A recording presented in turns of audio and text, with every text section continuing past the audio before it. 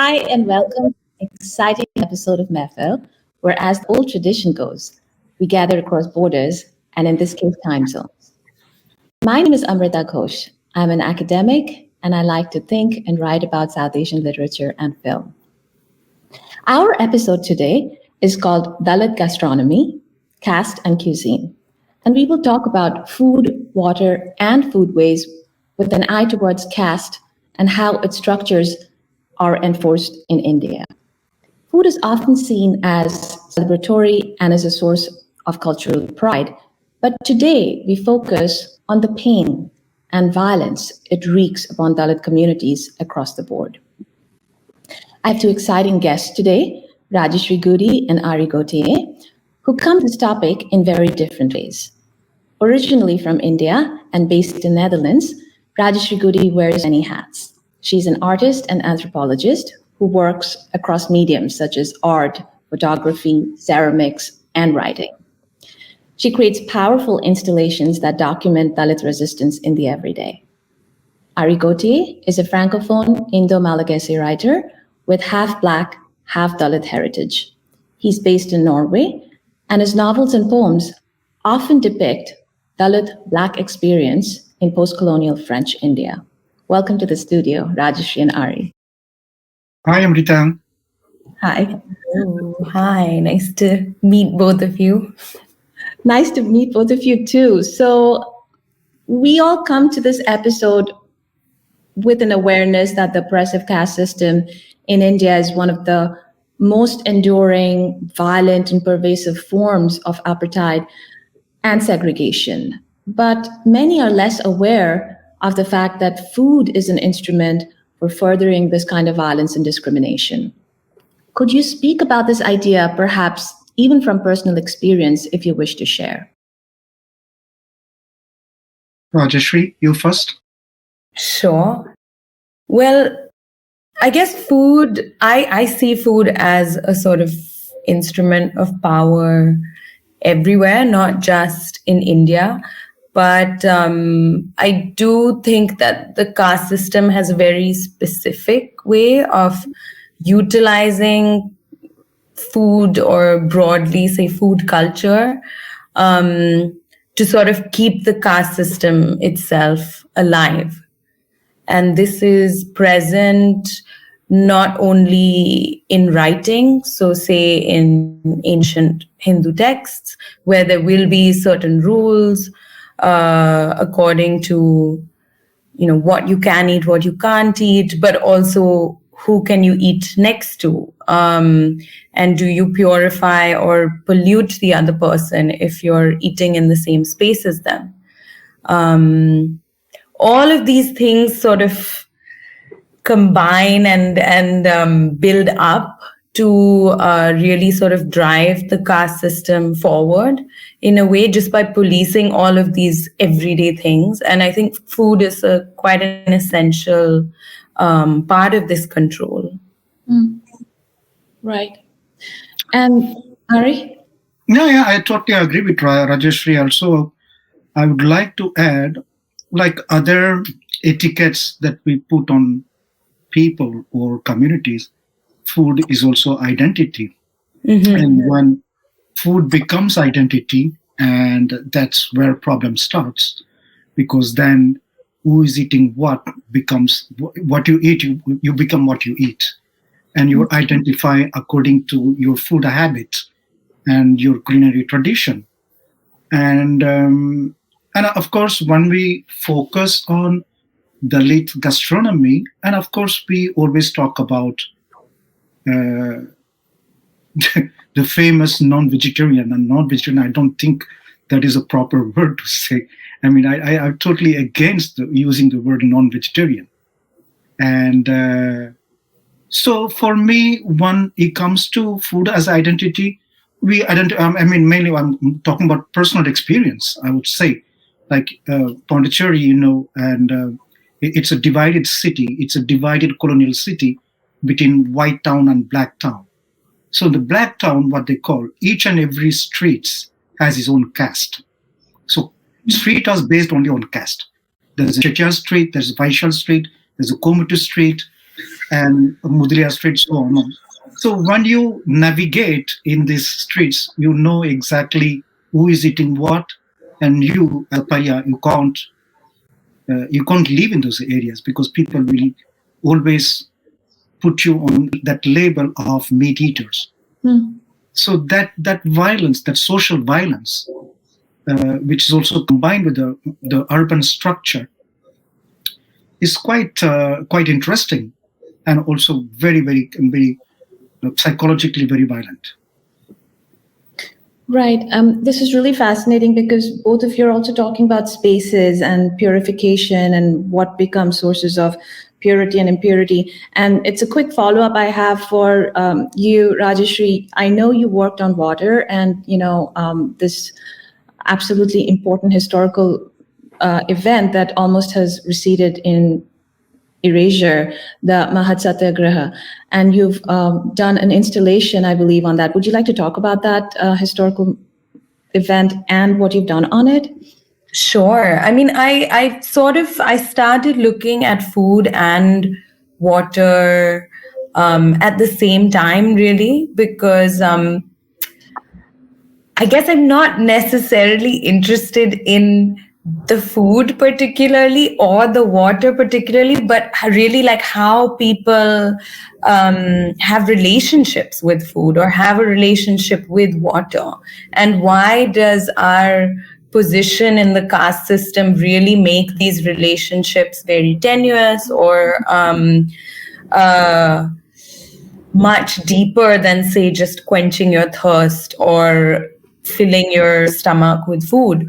And I think an event like the Mahad Satyagraha, which was essentially Dr. Ambedkar and thousands of other people walking to this town called Mahad and drinking water from its main water tank. As an event, that was the gesture. But it led to a huge sort of uprising because this water tank, even though it was in the center of the village, everybody was allowed to drink water from it except the Dalit people. So just this act of going here and drinking water from it, I've always found that event sort of quite significant in our community history, but also just the fact that it's based on such a basic gesture of just drinking water. And I think when we're talking about our food culture, all of these, like what you said, Ari, like you are what you eat. And what happens when you are only supposed to eat this or drink this, and what happens when you defy these rules a little bit.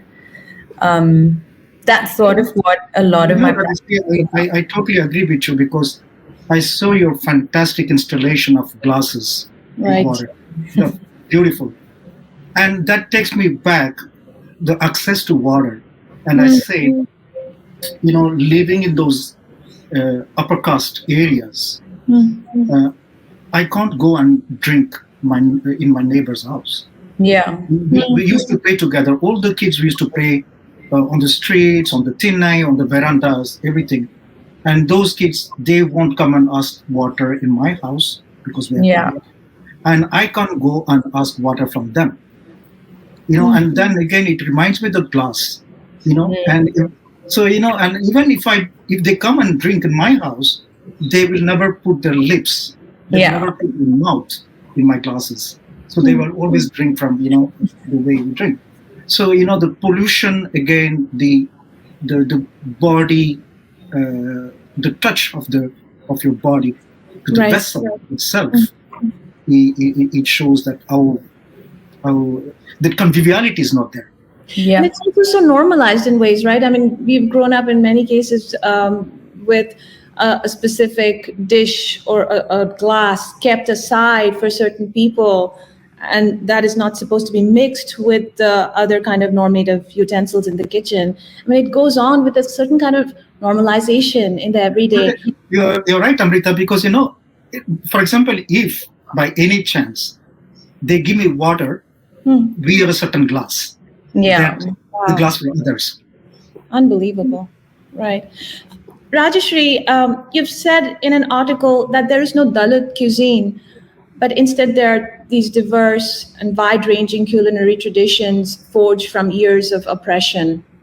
Can you tell us a little bit more? And I know that you're working on, again, these fascinating food installations and a Dalit recipe book. So when we talk about a Dalit culinary tradition, are you referring to an embedded resistance in creating these traditions that are not found historically anywhere else? I think what I meant when I had sort of said this thing was exactly like there's no one specific Dalit cuisine because there are millions of us across India, and all of our food is region specific. And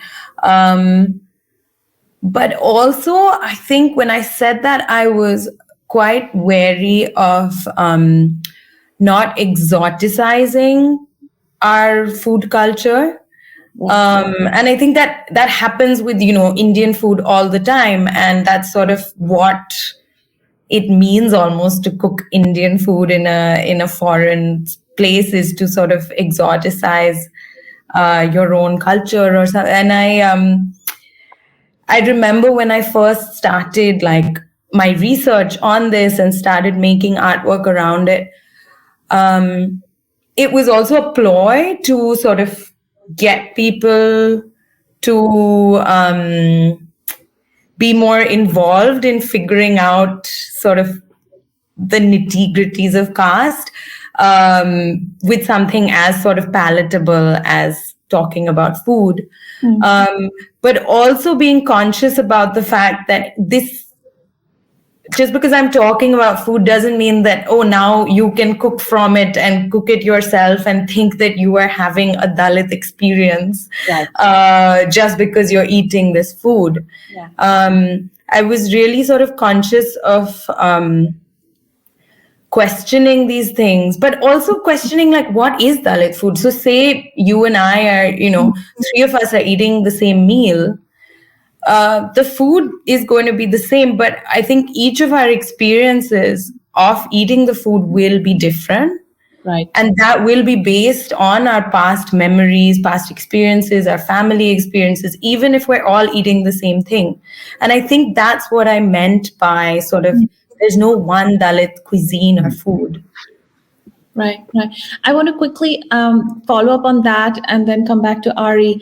But I was reading this interview by Shahu Patole where he discusses exactly what you're saying here, Rajyashri, that, he mentions Dalit food from the Mahar and the Mang communities in Marathwada villages in India. And how they're different from other Dalit cuisines in India. So there's not this one exotic type of Dalit food. And Patole says that these traditions and recipes are based on a region where what people can access. All of us talked about accessibility. Ari, you mentioned the access to what you had. And it changes from place to place. And yet Dalit food gets essentialized, and what you mentioned by exoticizing, getting associated with certain kinds of food choices, beef, for example. What do you both think of that? Well, of course, when we talk about Dalit or untouchable cuisine, it's always referred to the beef. We come back to the main dish, which is a what you call the cliche of Dalit cuisine is the beef, because people work with the carcass and everything. But and then again, it's what is interesting. The Dalit Hindus, they can eat beef. I'm talking, for example, I'm saying again, because we are talking about regions and places. For example, in Pondicherry, the Hindu Dalit will eat beef but never eat pork. But the Catholic Dalit will eat pork. Right. So that's what is fascinating. Then again, inside one community, because of religion, because of conversion, also you have access to another, again, forbidden or degradable food, then comes again that prejudice. It's not anymore the beef eater, he also becomes a pork eater. So, it's quite interesting and fascinating. I'm sure as an anthropologist, Rajyashri can analyze or can see how that works. Yeah, I mean, my anthropology days are long behind me, but I mean, I can, with personal experience, like I'm from Maharashtra and my family is Buddhist, and most of our community, Dalit community, there is Buddhist, and we've completely sort of given up beef eating as a community a lot, and also meat eating like considerably, I would say. But that was also because of the Buddhist vows that we've taken. It does say not to sort of harm other beings. And this is not necessarily a Brahmanizing of our community, but sort of looking at it just from the aspect of nonviolence. So there are all of these very interesting aspects of our Dalit food culture now. And I think this essentializing happens mainly because we just don't have enough research now. Like, I remember when I was in the US and I was just reading about African American food culture, and I remember going to the libraries and just finding so many books on African American food culture. And we do have some in India, and it is growing. But I think there is scope for so much of study within this. And I think it's a main reason for that is access to literacy. Like, our communities only got access to literacy like much later than the rest of India. And that's also what I'm sort of interested in when I make these little recipe books, because it's really the act of writing that I'm interested in. We weren't able to write down our recipes for a number of reasons. One, we could not write. If you assume that you're going to have so many ingredients, you have to have a big functioning kitchen, you have to have all of these things.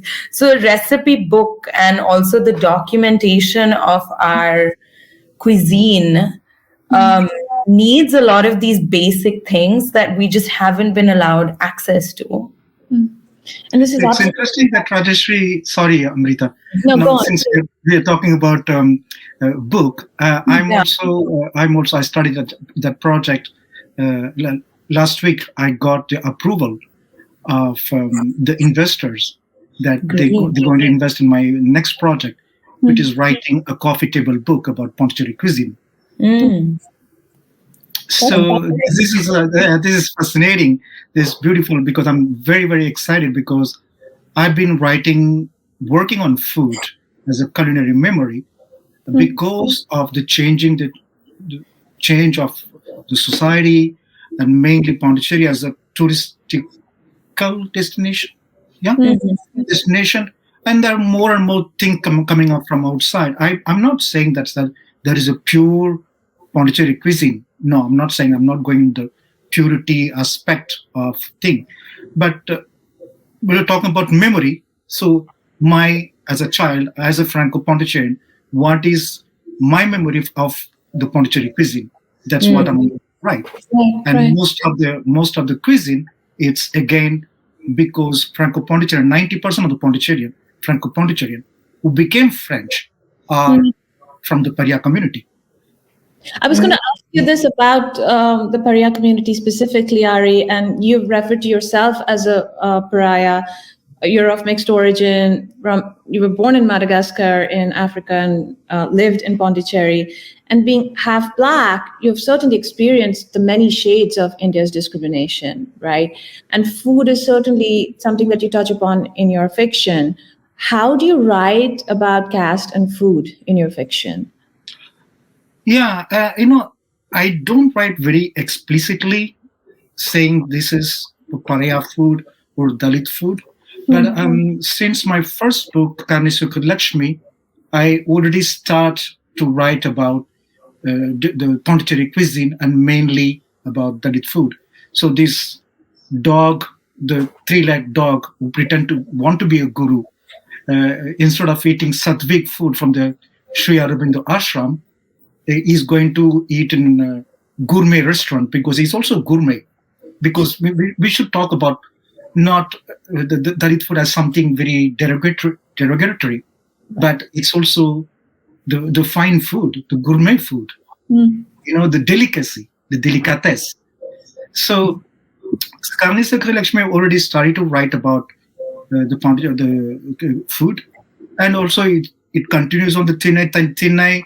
It's again there is a place where my the domestic Lourdes, she brings out food, and this Tinai book it's happening in a fisherman area. It's a Dalit area, but the kind of food which is served is the most decadent food you can ever find.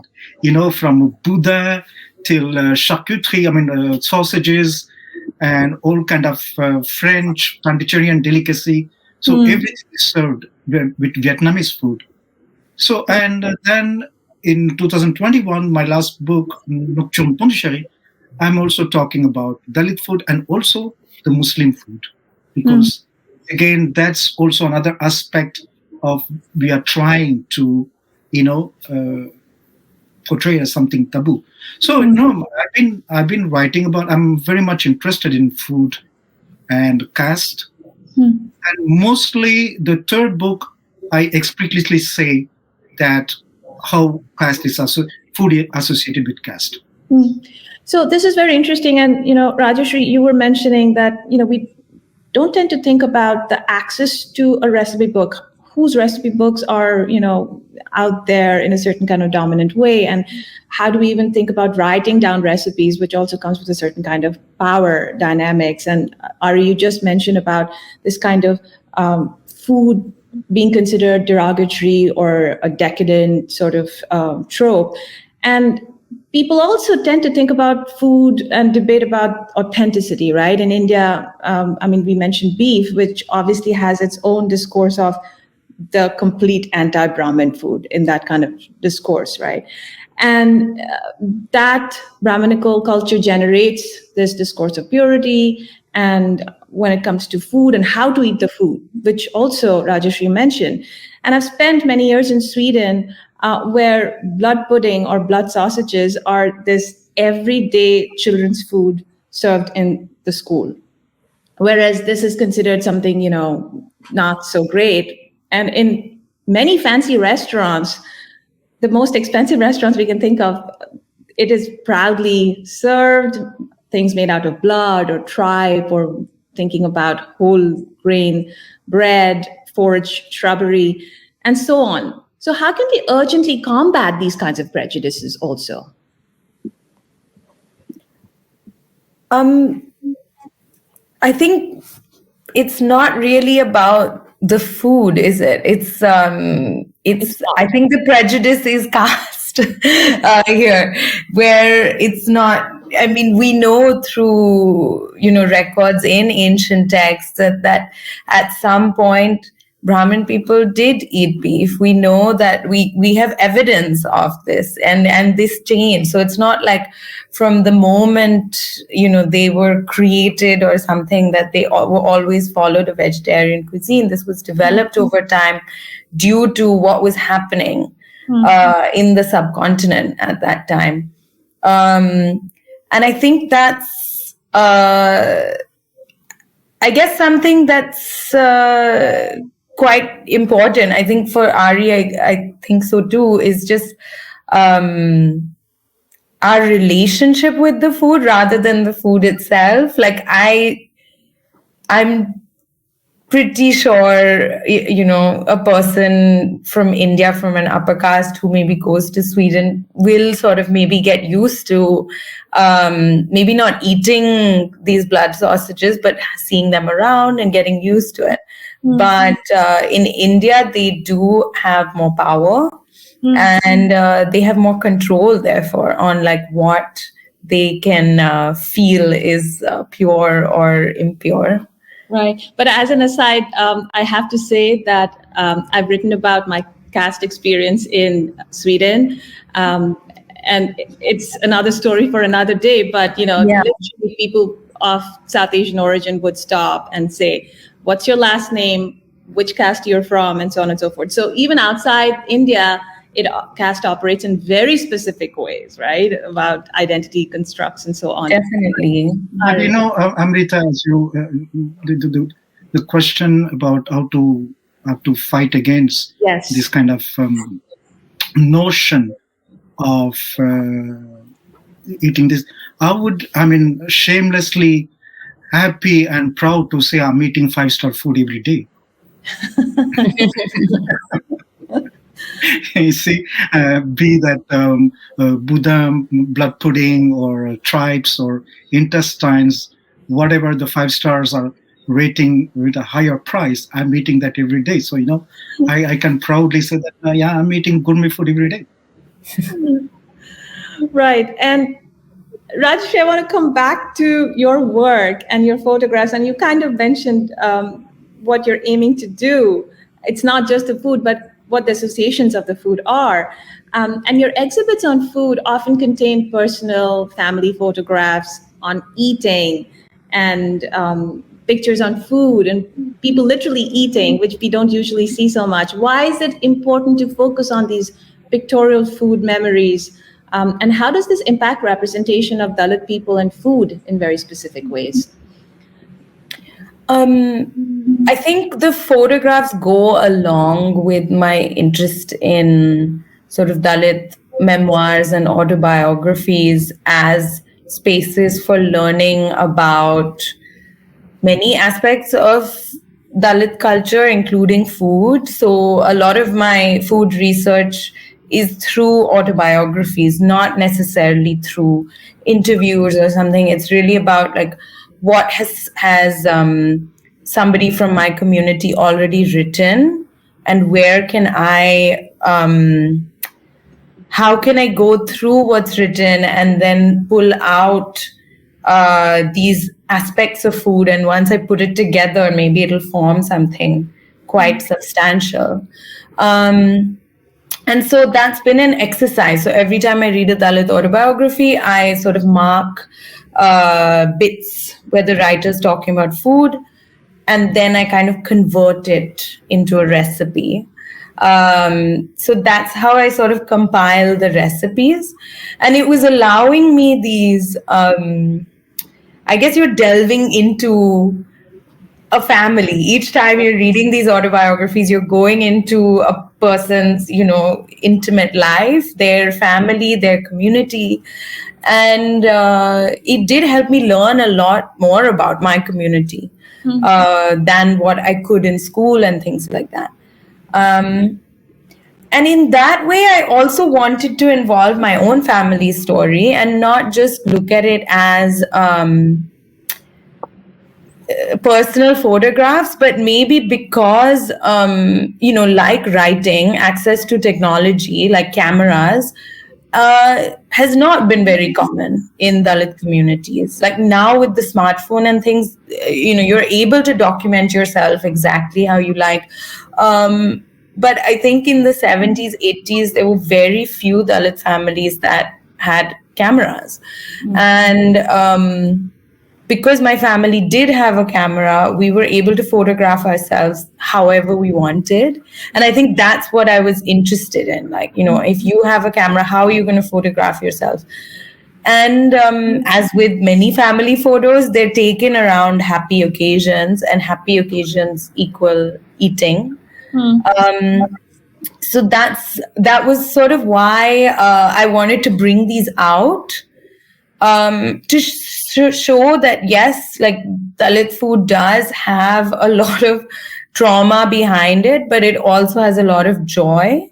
And it is a very big, complex experience that you can't just put in one box. Like you can't just say Dalit food is beef, or you can't just say Dalit food is this or that. Like it is so many different things. And as our communities are getting more access to different ways of documentation, more of these stories are coming out. So the family photographs were really just a strange way of putting my own family story into this big food history, and just being part of it. Yeah. I loved it. I don't know, Ari, if you've seen them, but they're absolutely. I mean, Rajyashri, you putting ideas in my in my head. Because when you talk about photography and food and archival material, that's what it is. I'm telling stories through photography. Because of I'm talking here the colonial experience, because we were under French colony, and my father was the first one who went to France already in 1940 or something like that. So he had already access to camera those days, in 1940. So we have food archival material in the family from 1940s. Amazing. And in different part of the world. Then again, this is the colonial mobility. Right. From Algeria to Vietnam to Madagascar, we have archival material from food eating.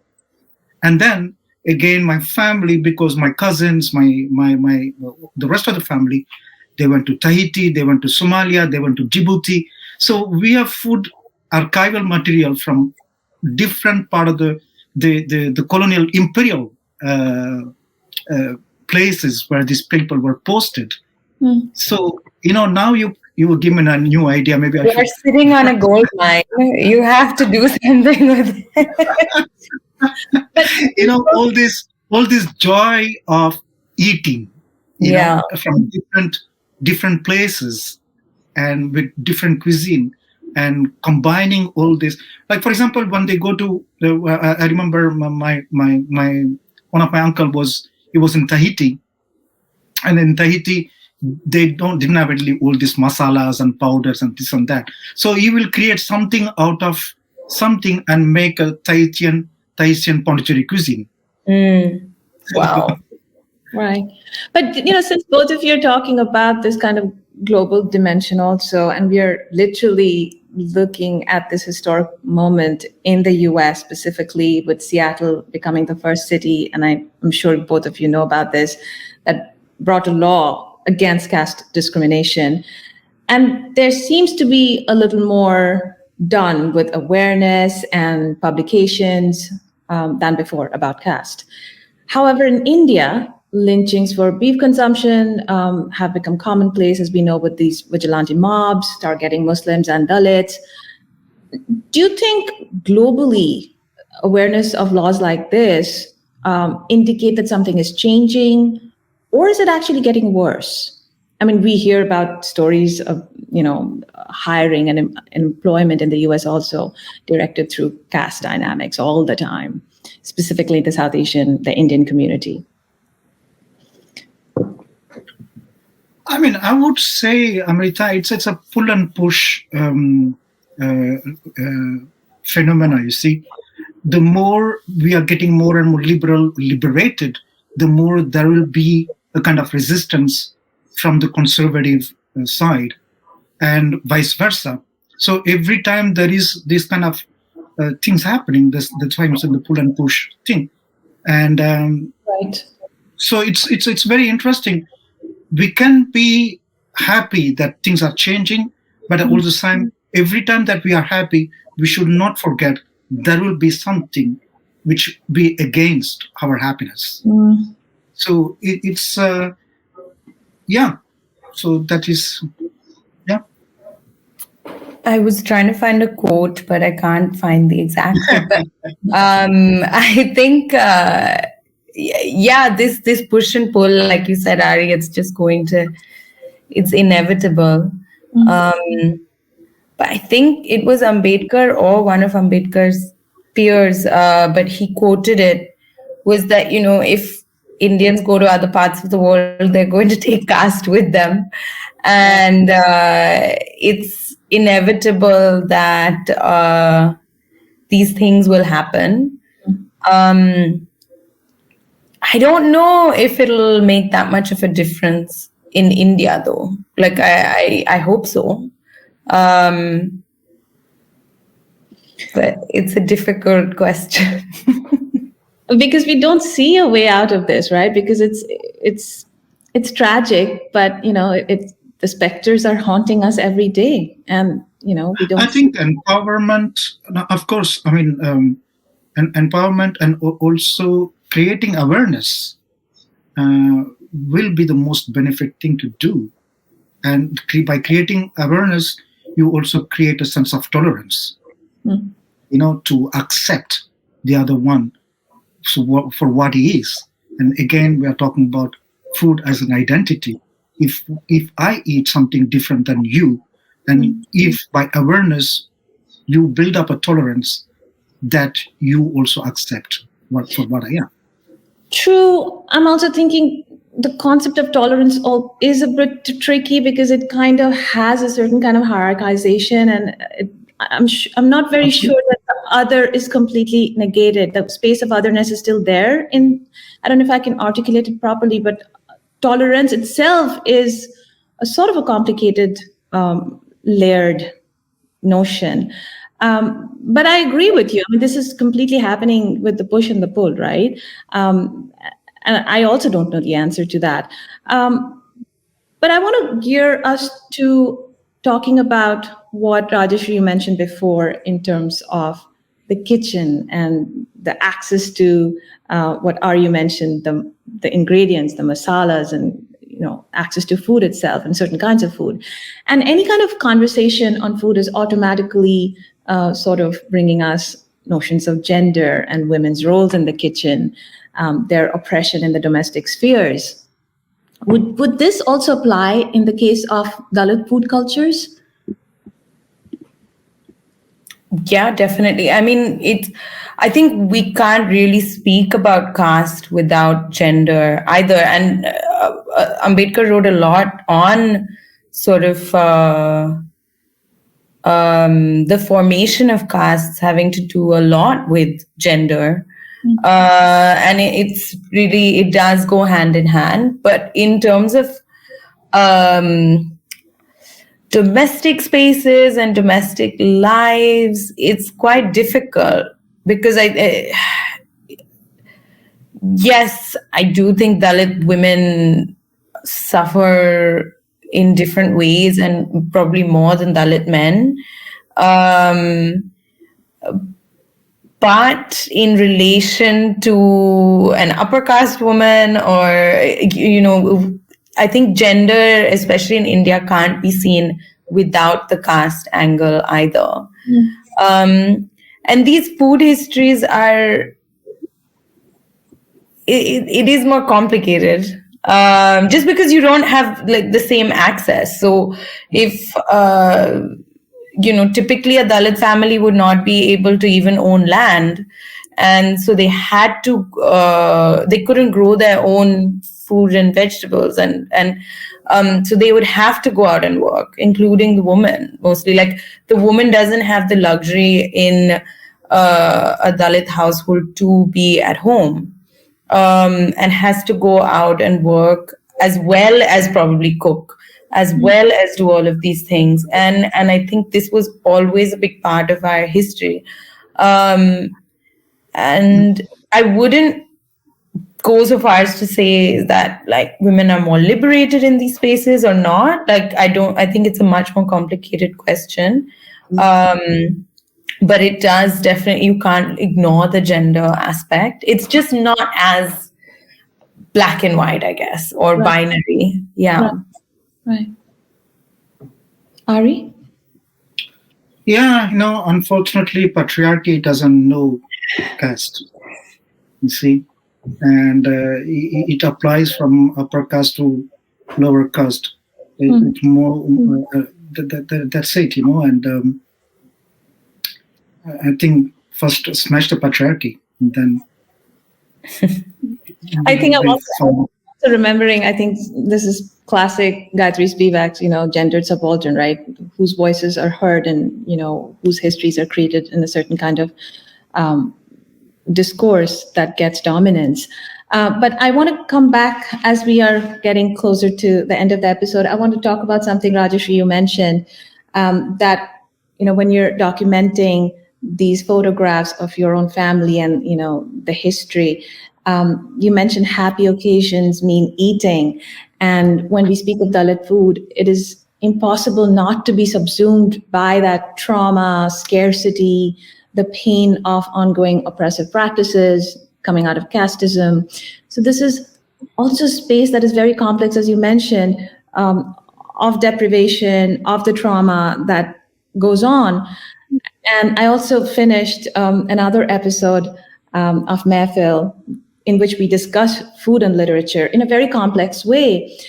But it was more so situated in a comfortable space of nostalgia, family, happiness, and so on. And for both of you, we would love to know if there are some details on dishes that you fondly remember and like to cook or eat. Go for it, Ari.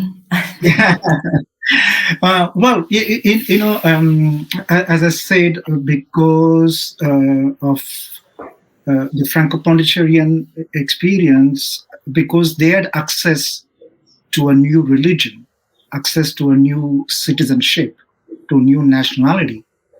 My family, of course, economically, they got some empowerment, but because we come from outside Pondicherry, the south of Pondicherry, where there's the river, Ariangupam River, which is one of the biggest river in Pondicherry. So my father or my family always say that when they were poor, talking about food scarcity, and when they were poor, they didn't have money to buy food. They will go to the river and collect mussels, and that was their. So that's what they could eat at that time. So even when we became little well-to-do economically, the only situation where we all get together is when the mussels come from the Ariangupam River once a month or twice a month or whatever. So the entire family will get together, and we take out the flesh from the from the cookie. Sorry for the French, and we half of that will go into your mouth, and half of that will go in a big dexa. So where we're gonna make fried mussels and rasam and everything. So the entire family will sit together and have the same culinary memory they had 100 years back. So that was the moment of joy. So where everybody will be like 30 people sitting with like 2 big sacks of mussels, which is cooking, and everybody will be sitting and eating and drinking. And my uncles will be on side drinking sarayam, kallu, or whatever it is. So it's the big feast, and I keep on doing that, And whenever I cook mussels, of course now I'm a little more bourgeois. I'll put a dash of Chardonnay inside. Fascinating. Okay, so yeah. I guess one of my core food, I don't know if it's a memory, but and this is sort of related to an artwork I've done before, but I've always never really enjoyed sweet breakfasts, and I've always enjoyed eating just like a main meal like lunch or dinner compared to, and as a kid I remember I would get very happy if we were just eating last night's leftovers for breakfast. Like that was what I wanted all the time. And my mom or my grandmother or something would just sort of mix everything together and heat it up and give it to me, and we called it ukadla. And I thought it was just a common thing, like, okay, what are you eating for breakfast? Oh, I'll just have some ukadla. And I didn't think much about it. I just thought, okay, it's last night's food from the fridge or whatever. And then when I was reading Baby Kambe's book called The Prisons We Broke, she had written about this Dalit practice of the beggar. I think it's quite interesting. From the Maharvada, there would be one person each week or so that would be chosen to be the main beggar of the village for that week. And so he would be walking, he would have the sort of privilege, is a horrible word to use in this specific case, to walk around the main village and collect alms. And you would sort of gather it in one bowl or a bag that you had. So everything would mix together. And I think eating leftovers and begging practices are very caste oriented that way. And then you would bring all the food that was mixed together, and you can't separate all of it. Like some of it might be going bad, some of it might be fresh, some of it might, and then you just mix everything together and you heat it up as much as possible, and then you eat it. And that's what she called ukadla. And I was like, oh, it was quite fascinating, but also very sad to like recognize this, because obviously when I read Dalit autobiographies, I know that I'm learning about my history, and but I've never faced sort of first-hand caste discrimination, and I've had a very happy childhood. So I've always seen it sort of as a duty to learn more and more about these things. But this direct reference to Ukadla made it all very like close to home. Right. And yeah, I still enjoy eating last night's food. But now I guess this recognition that it stems from this food practice that is casteist in nature, that's been there. Right. Yeah. And it also kind of drives home the point that you're making. It's not the food that one is associating or eating with, but what it means historically, right? So that kind of opens up a larger source of everything layered. Exactly. But I'm going to end the episode with something that I am sort of, in a moment, at the risk of being completely critiqued and at the risk of exoticizing itself. But is there a dish that's definitely Dalit cuisine that the world should taste that you both can speak about?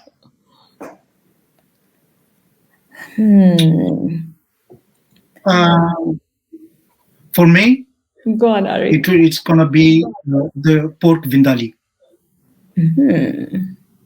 Sounds great. Can you explain to us why you said that and what is that? Pork vindali, of course, vindali it is come from. It's a very Pondicherry dish, but there is also in Goa. There is also in Mangalore, where the European came, but it comes mostly from Portugal. It's made vindai. It's wine, vinegar, and garlic. And so there is pork vindalu in Goa.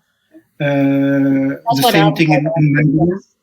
And in Pondicherry, we call it pork vindali. For me, that is the ultimate killer. Nice. Rajyashri? I would say, I mean, I like it, but I don't like sweet things that much. But guravni is quite special, which is what you have with puran puri. And puran puri are like stuffed jaggery chapatis. And guravni is actually also something I learned quite recently, because I thought we just had guravni with the puran puri, but it's like watered down milk with spices. So you dip the puran puri in it. Now, an upper caste or Brahmin person would normally just have puran puri with milk because they can afford to. But poorer households would mix the milk, like would water down the milk just so that there's more, and then put some other spices in there. So I would say guravni is quite specific to our culture and really tasty. Yeah. Sounds delicious, actually. I would love to thank both of you for this very rich conversation, and thank you for coming to us today. And Thank you, Amrita. Yeah, thank you. This was really nice and nice to meet both of you and talk more about this. Nice for the first time, absolutely. Rajyashri, now I'm a big fan of you, and now I'm going to follow everything that you do, and I'm looking forward for this. I'm so excited about your family photographs now. I'm very excited to see this archive of yours. Let's do this together. Yeah, it'll be Let's do this fascinating. together. It's really special. I mean, I think it is like quite important. Not as, I don't say it as a heavy word, but I think it's such a special relationship that you have with your community, and it's amazing to have documentation. Like most of us never had that documentation, so it's so special that you can enjoy that. Yeah. And we also did not quite talk about the space of the camera, right? I mean, you both. Thank you for inspiring me. No, nothing. Wonderful. Thank you to both of you. Yes. Yeah. Thank you.